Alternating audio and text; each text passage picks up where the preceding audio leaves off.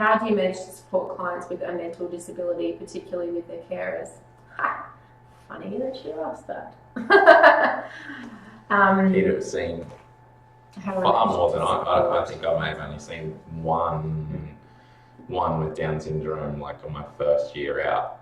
And very timely, since we're pretty much registered for NDIS. Just putting it out there. How long has this taken? 12 to 18 months. We can see any people with NDIS funded, any client under NDIS. It's just the funded ones. Anyway, so for the most part, they are engaged in programs. So they go to day programs. They will have some sort of support carer that'll be there for meal times, whether it be for prepping or for actually eating. They will also be supported for shopping. So why does that matter?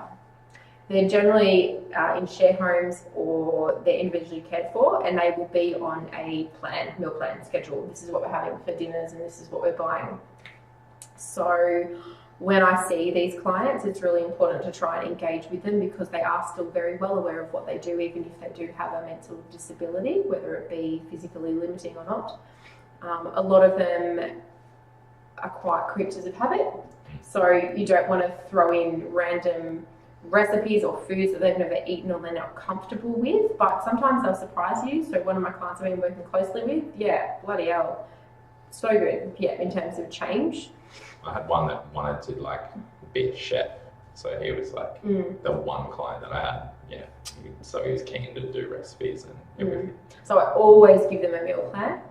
I will also make sure that I talk to the carers that are there because the information reporting will be very vague, if not incorrect, because they will often, if you give them a leading answer, they will say exactly what you want them to say.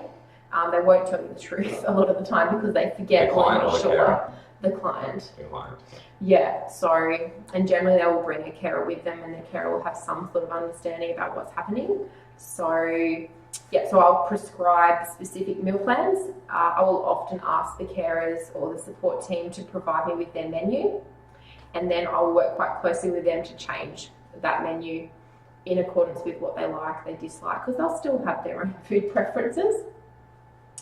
Weight for them, if we're working on weight, is going to be really difficult. They will often be on, particularly any sort of form of depressant. They might be on mood stabilizers and things like that. So you need to take those into consideration because they will often be very hungry.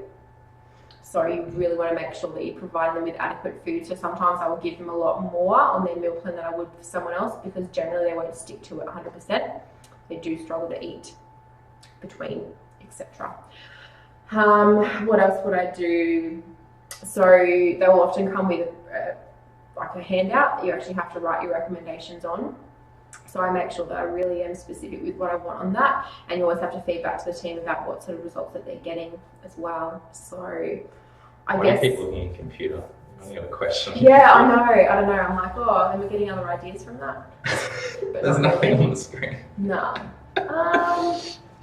So I suppose, yeah, that's kind of where I sit. And I've worked with a lot of people actually over my career in different homes or care groups and stuff, and they're all so different and very uniquely different. Doesn't mean they're not capable of change or a vast amount of it either. It just means that they might be a little bit more challenging to get good information from and all that sort of stuff. So yeah, it's really important that everybody across the team, because they'll have a number of different people with them, are well aware of it. So make sure that the information you provide is good, accurate, clear, and everybody has a copy of it. So yeah.